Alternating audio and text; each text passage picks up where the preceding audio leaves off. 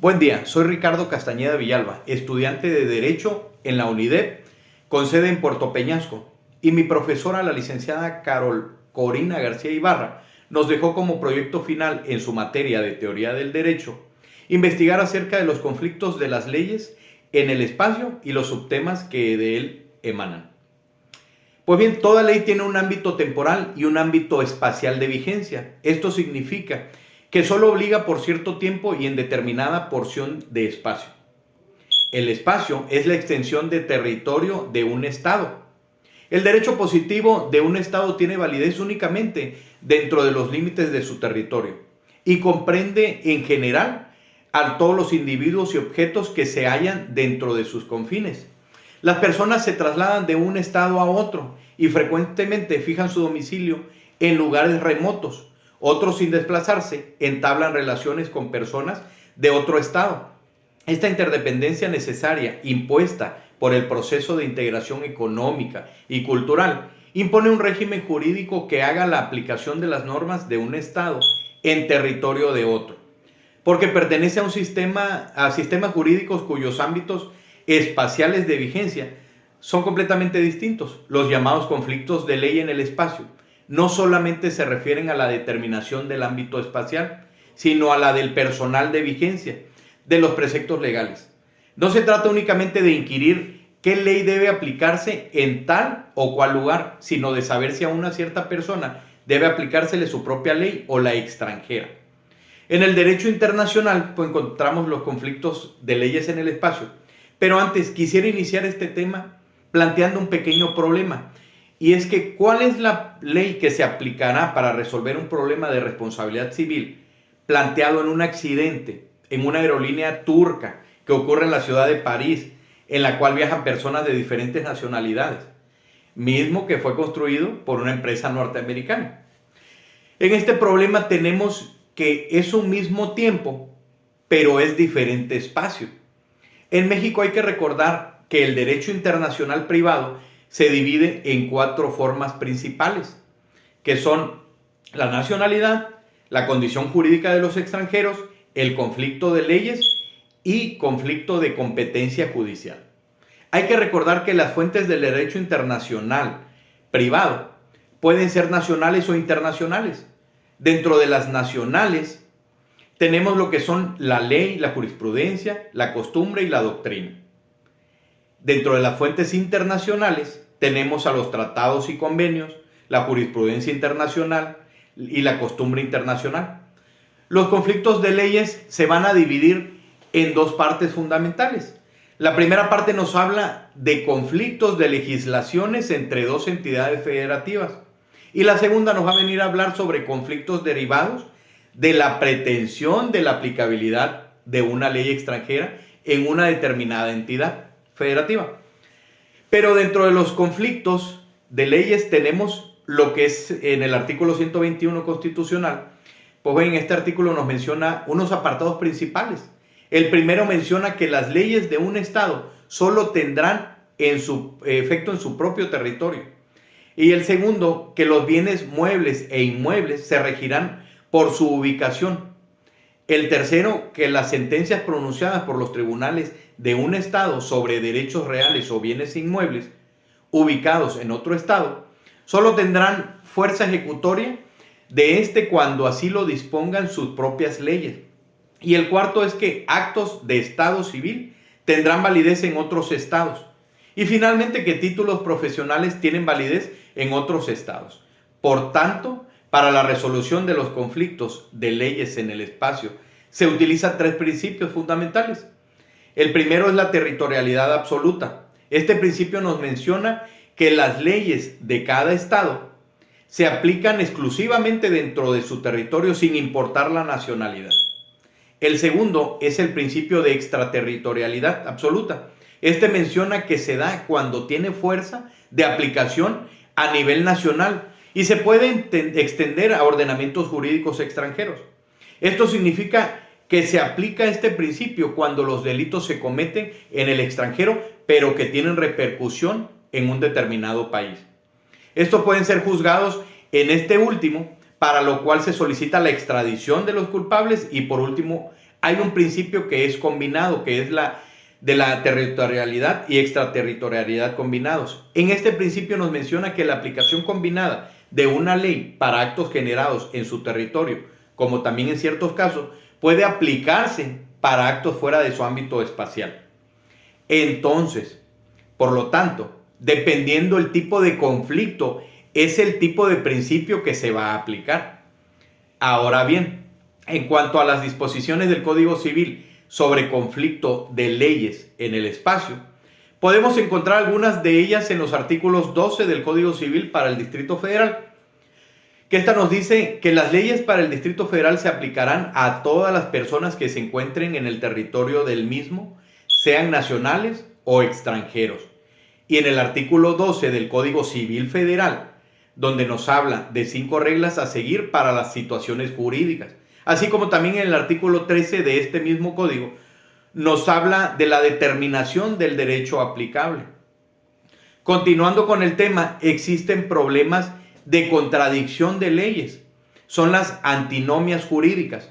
¿Pero qué es una antinomia jurídica? Bueno, su palabra proviene del griego. Anti quiere decir contra y nomos quiere decir ley jurídica. Las antinomias jurídicas se deben entender como la incongruencia o contradicción que puede presentarse entre dos leyes o también entre diferentes partes de una misma ley. Pero ¿qué pasa cuando existen problemas de contradicción de las leyes? Es decir, que ambas tengan aplicación, pero existe contradicción entre su contenido. A eso le llamamos antinomia jurídica. Pero ¿cómo puede ser la contradicción entre leyes? Pues bien, puede ser real o aparente. Este último caso debe de apelar a las reglas de interpretación real. Es cuando, derivado del análisis de dos leyes, se pueden observar a simple vista que existe un conflicto entre las normas, y real es cuando, derivado de su análisis de interpretación y ejecución de ambas normas, se observa un conflicto entre ambas normas. ¿Y qué es lo que pasa cuando existen dos o más normas que regulan soluciones incompatibles a una misma solución? Pues bueno, cuando la aplicación de una norma implica necesariamente la vulneración de la otra, es entonces cuando estamos frente a una antinomia. Estamos frente a un conflicto normativo. Y decimos que existe conflicto normativo porque hay una afectación grave a la coherencia que debe existir ante el ordenamiento normativo. Recordemos que el sistema normativo se estructura sobre la base de la Constitución, en la cual, sin transgredirlas, se sientan las normas con rabo de ley y por sobre estas las normas reglamentarias en sus distintos niveles de jerarquías. Esto porque las normas con mayor jerarquía sirven de base y sustento a las de menor jerarquía. Y esto significa que es una coherencia normativa. Y con ayuda de este esquema nos ayudaremos para poder entender las antinomias que se dan cuando las normas no pueden coexistir porque son incompatibles entre sí. Y una incompatibilidad normativa no es tolerada en un sistema organizado. Ahora, cabe preguntarse, ¿cómo saber qué norma prevalece y cuál es derrotada? Pues existen mecanismos de salvaguarda que permiten dar solución a un conflicto entre normas. Primeramente, es necesario entender que una antinomia no se soluciona sobre la base de interpretación, porque recordemos que no es lo mismo norma jurídica que dispositivo normativo, siendo que dispositivo normativo es lo que está escrito en un papel y norma jurídica viene a ser la interpretación que sobre el dispositivo normativo se realiza. Es por ello que no hablamos de antinomias de dispositivos normativos, sino de antinomias de normas jurídicas. De esta manera, si por medio de la interpretación se puede evitar que dos dispositivos normativos sean incompatibles entre sí, entonces no estamos frente a una antinomia, porque las normas jurídicas, es decir, las interpretaciones, serían coherentes entre sí. En la antinomia normativa tenemos que eliminar necesariamente normas para que solamente una se aplique, y en este orden de ideas, cuando existan dos o más normas que son contrarias entre sí, al aplicarse a un mismo caso, debemos seguir estos 3 pasos. Primeramente, se debe establecer la jerarquía de las normas en conflicto, siendo que la de mayor jerarquía primará Para ello nos remitiremos en la estructura normativa de la famosa pirámide de Kelsen. En caso de que sean normas de igual jerarquía, pasamos al segundo paso, que es el criterio de la especialidad, mediante el cual la norma que prima sobre la norma general, y en caso de que estemos frente a dos normas especiales o dos normas generales, entonces iremos al tercer paso, en la cual primará la norma que fue publicada con posterioridad sobre la que fue publicada antes. Esto bajo el criterio de la temporalidad.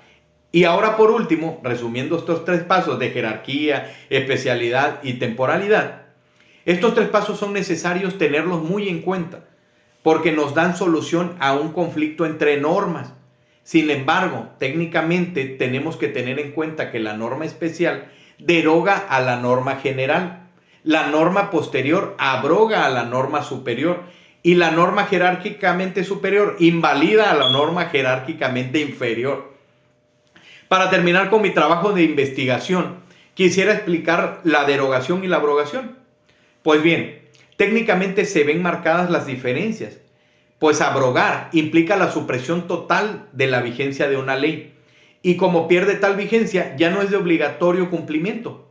Esta abrogación puede ser expresa cuando la nueva ley declara que la anterior queda abrogada, es decir, eliminada totalmente del ordenamiento, mientras es tácita cuando, sin decirlo expresamente, la nueva ley regula completamente el ámbito de la anterior, por lo cual se tornan incompatibles. De esta manera, vemos que claramente se trata de una pugna entre normas posteriores y anteriores.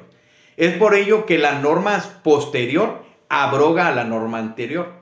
Por otro lado, la derogación implica la privación parcial de los textos de una ley, es decir, de la vigencia de algunas disposiciones, por lo que las demás siguen vigentes y forman parte del ordenamiento jurídico. Es así que la derogación opera cuando algunas de las disposiciones de una ley contravienen lo establecido en otra, y en ese caso la norma que regula de manera más específica a una determinada situación es la que impera por sobre la norma general. Es por ello que la norma especial deroga a la norma general. Muchas gracias.